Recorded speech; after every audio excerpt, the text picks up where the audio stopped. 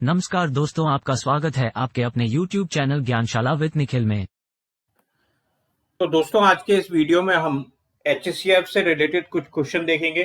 कल जैसे हमने बात करी थी कि किन्हीं भी दो या दो से अधिक नंबरों का जब हम HCF निकालते हैं तो HCF निकालने के हमारे पास दो तरीके होते हैं। एक तो होता है फैक्टराइजेशन करके, गुणनखंड निकाल करके, एक होता है हमारा डिवीजन मेथड से। तो आज हम इन्हीं दोनों मेथड को देखेंगे कि कब क्वेश्चन को फैक्टराइजेशन से सॉल्व करना चाहिए और कब क्वेश्चन को हम डिवीजन मेथड से सॉल्व करेंगे। तो आज का जो पहला क्वेश्चन है वो कहता है 36 तथा 84 का महत्तम समापवर्तक ज्ञात करें। इसका मतलब क्या होगा कि 36 और 84 का हमें HCF निकालना है, हाईएस्ट कॉमन फैक्टर या ग्रेटेस्ट कॉमन डिवाइजर निकालना है।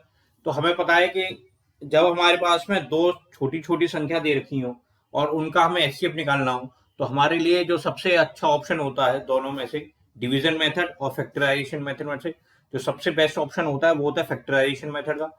तो हम क्या करते हैं, 36 और 84 के फैक्टर निकालते हैं कल की तरह, और फिर उनमें से हम देखेंगे क्या क्या हम कॉमन नंबर निकाल सकते हैं। जो भी कॉमन हमारा आ जाएगा उसमें निकल के वही हमारा HCF हो जाएगा। तो हम क्या करेंगे, इसकी शुरुआत करेंगे 36। सबसे पहले हम 36 या 36 के फैक्टर निकालेंगे। तो फैक्टर निकालने के लिए हमें पता है कि जो नंबर दिया होता है उसको सबसे पहले सबसे छोटे नंबर से डिवाइड करते हैं। तो सबसे छोटा ऐसा नंबर जो 36 को डिवाइड कर सकता है वो है 2। तो हमने क्या किया, 2 से इसको डिवाइड किया 36 को। तो 36 को जब 2 से डिवाइड करेंगे तो हमारे पास में जो रिमाइंडर बचेगा या क्वोशिएंट जो बचेगा या भागफल जो होगा वो क्या निकल के आएगा, 18 आएगा। फिर इस 18 को फिर से 2 से डिवाइड करेंगे तो कितनी बार जाएगा, 9 बार जाएगा।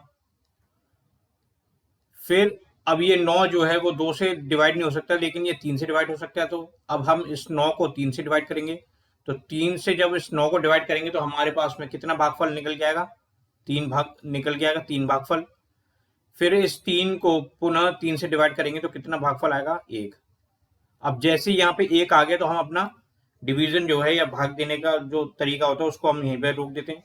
तो इसका मतलब क्या हुआ कि 36 को अगर हम लिखना चाहें, 36 को अगर हम लिखना चाहें तो किस तरीके से लिख सकते हैं, 2 multiply by 2 multiply by 3 multiply by 3।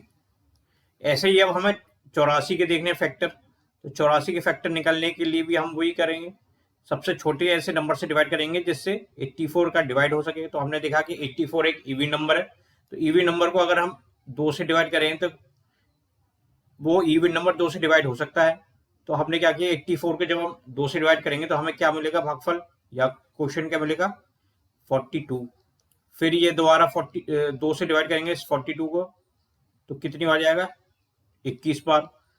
अब ये 21 क्योंकि एक विषम संख्या है, एक ऑड नंबर है, तो ये 2 से अब डिवाइड नहीं होगा। तो अब हम 2 से बड़ी ऐसी संख्या देखेंगे जिससे 21 को डिवाइड किया जा सके। तो हमें पता है 21 जो है वो 3 का मल्टीपल है या गुणज है, तो ये 3 से डिवाइड हो जाएगा। कितनी बार जाएगा, 7 बार। अब ये 7 जो है वो अपने आप के अलावा किसी और नंबर से डिवाइड नहीं हो सकता, तो इसीलिए अब हम इसको 7 से डिवाइड करेंगे तो कितना हमें यहाँ पे मिलेगा, 1।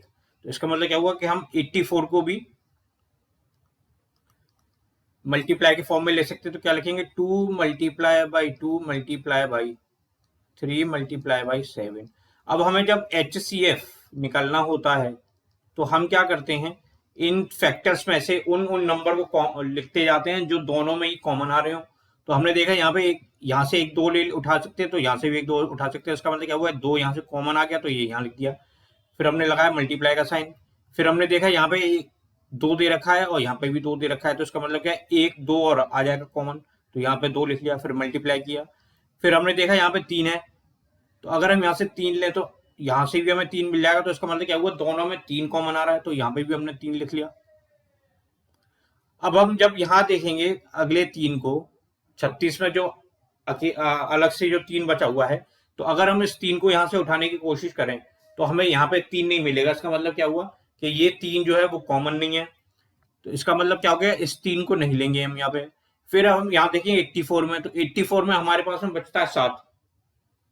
तो 84 में जो हमें 7 मिल रहा है, तो ये 7 अगर हमें यहाँ लिखना है HCF में, तो ये शर्त क्या होती है कि जो भी नंबर हम HCF में लिखते हैं वो दोनों ही जगह संख्याओं में कॉमन आना चाहिए।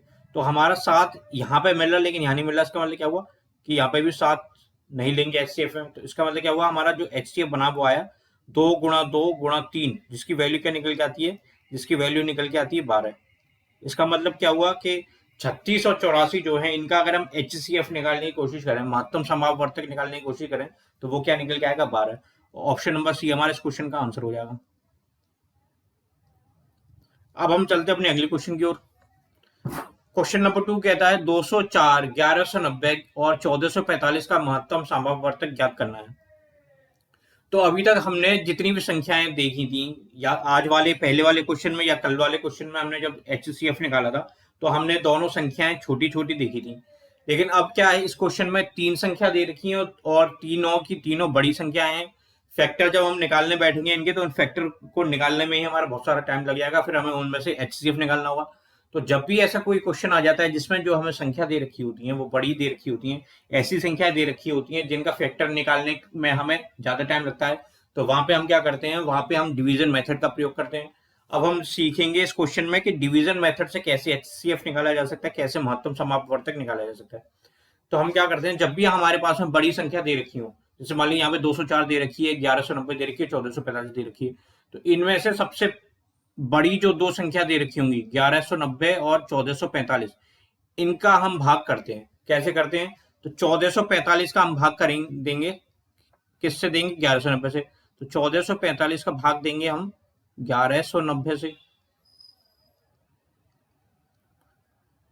तो हमें पता है कि 1190 से एक बार ही जा सकता है, तो यहां पे हम लिख देंगे 1 और यहां आ जाएगा 1190।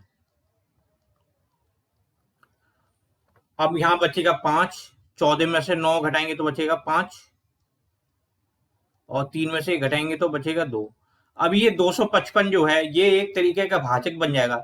मतलब जब भी हम ऐसा भाग विधि का प्रयोग करते हैं तो जो भी हमारा शेष बचता है वो शेष एक तरीके से हमारा भाजक बन जाता है, डिवाइजर बन जाता है। और जो किसको डिवाइड करता है, अपने से पहले वाले भाजक को या डिवाइजर को। तो यहाँ पे जो 255 अगर हमारा डिवाइजर या भाजक बनेगा तो ये किसको डिवाइड करेगा, ये डिवाइड करेगा 1190 को।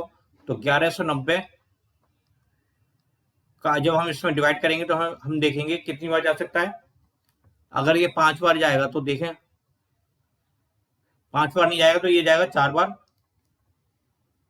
कितनी बार 4 बार जाएगा तो कैसे आएगा, 4 5 20, कैरी का आएगा यहाँ पे 2, 4 5 20, तो 20 + 2 22, यहाँ कैरी आ जाएगा 2, 4 2 8 8, 8 और 2 10, तो ये आ जाएगा 1020। अब यहाँ क्या बचेगा 0, यहाँ बचेगा 70, यहाँ बचेगा 170। अब ये 170 भी जो है वो एक तरीके से डिवाइजर या भाजक के रूप में काम करेगा। और भाग किस में देगा, ये देगा अपने से पहले वाले भाजक को या डिवाइजर को। तो 170 किसको डिवाइड करेगा, एक 255 को डिवाइड करेगा। तो ये 255 कितनी बार जा सकता है, 255 जाएगा एक बार। शेषफल क्या बचेगा, शेष बचेगा 5 और 8, 85 बचेगा शेषफल। अब ये जो 85 है,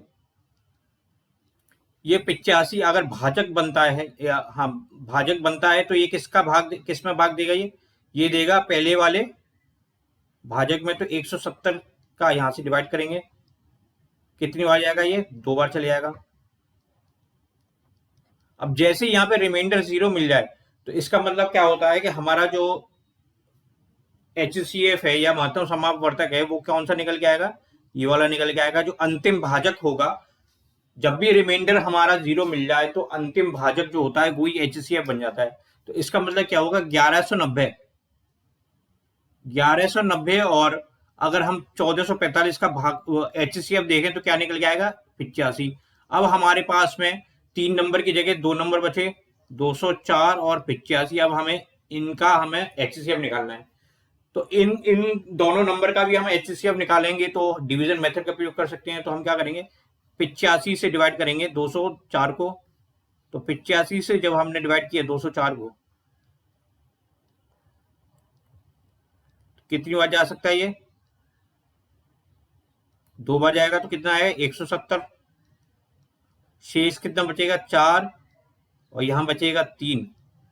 अब ये 34 जो है ये एक भाजक के रूप में काम करेगा और भाग किस में देगा, ये देगा 85 भाग। तो ये कितनी बार जाएगा, 2 बार जाएगा। यहां आएगा 68, यहां बचेगा 7 और यहां बचेगा 17।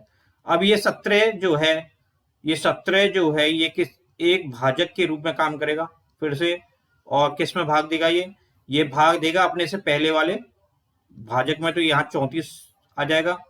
कितनी बार चले जाएगा? 2 बार। 2 बार जाएगा तो 34 आएगा। अब ये बचेगा कितना? रिमाइंडर यहाँ 0 है। अब जैसे ही हमें रिमाइंडर 0 मिल गया तो इसका मतलब क्या हुआ कि अंतिम जो भाजक होता है वही हमारा एचसीएफ निकलाता है। इसका मतलब क्या हुआ? 204 और 85 का जो एचसीएफ होगा वो क्या होगा? 17 हो जाएगा। अब क्योंकि ये 85 जो आया था एचसीएफ वो आया था 1190 और 1445 का, तो हमने क्या किया? 204 और 85 का एचसीएफ देखा जो कि निकल के आया 17। तो अंतिम जो एचसीएफ निकल के आएगा ऐसे डिवीजन मेथड से वही हमारे बाकी के जो नंबर दे रखे तो उनका एचसीएफ होता है। इसका मतलब ये होता है कि 17 हमारा 204, 1190 और 1445 का एचसीएफ होगा। ऑप्शन नंबर ए हमारा आंसर हो जाएगा। इस वाले क्वेश्चन को अगर हम फैक्टराइजेशन से करते तो हमें फैक्टर निकालने में बहुत ज्यादा टाइम लग जाता।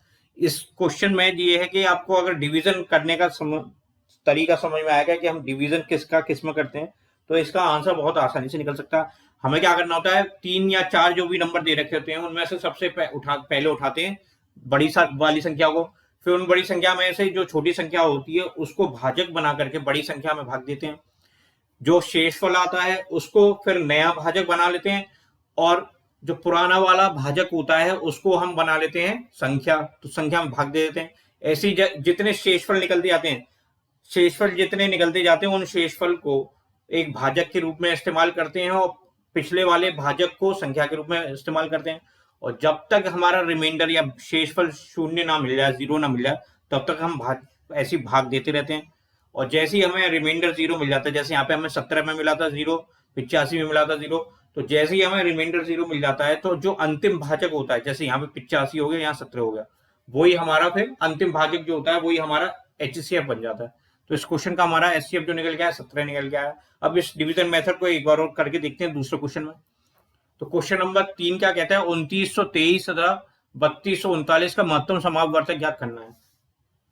तो इस क्वेश्चन को अगर हम फैक्टराइजेशन से करें तो हमें 2923 के फैक्टर निकालने पड़ेंगे, फिर हमें 3239 के फैक्टर निकालने पड़ेंगे, फिर उन फैक्टर में से कॉमन देखना पड़ेगा कि क्या क्या कॉमन है, उनको अलग लिखना पड़ेगा, फिर जो कॉमन होंगे नंबर उनको मल्टीप्लाई करना होगा, मल्टीप्लाई करने के बाद में जो नंबर आएगा वो हमारा एचसीएफ होगा। इतना करने के लिए हमारे पास में जो टाइम होता है किसी भी कंपटीशन एग्जाम में उतना सफिशिएंट नहीं होता।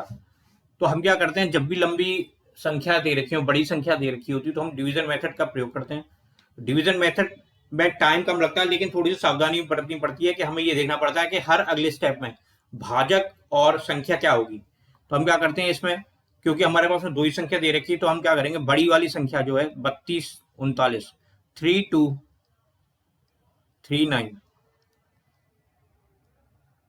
3239 का हम डिवाइड देंगे किससे? डिवाइड देंगे हम 2923 से। 2923 कितनी बार जाएगा? एक बार। यहाँ आ जाएगा 2923। रिमाइंडर निकालें तो रिमाइंडर यहाँ पे आएगा 6, यहाँ आएगा 1, यहाँ पे आएगा 3, तो 316 रिमाइंडर हो गया। अब ये जो रिमाइंडर है 316, ये 316 जो अगले वाले डिवाइड जब हम करेंगे, अगला भाग करेंगे तो उसमें एक भाजक के रूप में काम करेगा। तो हमारा जो भाजक होगा अगले स्टेप में वो क्या मिल जाएगा? 316। तो 316 को अगर हम भाजक बना लें तो ये संख्या जिसमें ये इसका भाग देंगे वो कौन सी संख्या होगी? वो संख्या होती है जिस स्टेप में ये रिमाइंडर मिला है उसका जो भाजक होगा वही हमारी संख्या हो जाती है जिसका भाग करेंगे। तो ये जो रिमाइंडर मिला था हमें 316, वो किस भाजक के कारण मिला था? वो इस वाले भाजक के कारण मिला था 2923। तो इसी भाजक का हम इसमें डिवाइड करेंगे तो 2923 यहाँ पे आ जाएगा। अब इसको जब भाग देंगे तो ये 9 बार जाएगा, तो ये कितना हो जाएगा? 54, कैरी आ जाएगा 5, 9 में 9 और 9 5 14, यहाँ जाएगा 4, यहाँ आ जाएगा 1, 9 3 27, 27 प्लस 1 28। तो अब हम अगर यहाँ से रिमाइंडर निकालें तो कितना रिमाइंडर मिल जाएगा? यहाँ से मिलेगा 9, यहाँ से मिलेगा 7, ठीक है, तो 79 हमें रिमाइंडर मिल गया। अब ये जो रिमाइंडर मिला है हमें 79, अब ये 79 जो होगा वो अगले स्टेप में एक भाजक या डिवाइजर के रूप में काम करेगा। तो 79 अगर हम डिवाइजर बना लें तो हम वो संख्या हमें पता करनी है जिसका इसमें हमें भाग देना है। तो हमें पता है कि जब भी हमें संख्या लिखनी होगी ये वाली, तो हम क्या करते हैं, जिस स्टेप से हमें रिमाइंडर मिला है उसी स्टेप का जो डिवाइजर होगा या भाजक होगा उसको ही हम संख्या बना लेते हैं।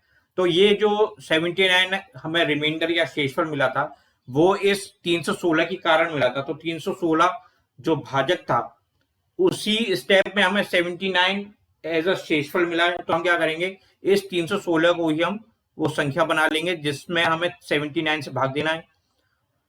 तो जब हम 79 से भाग देंगे तो हमें पता चलेगा ये कितनी बार जाएगा, 4 बार चले जाएगा।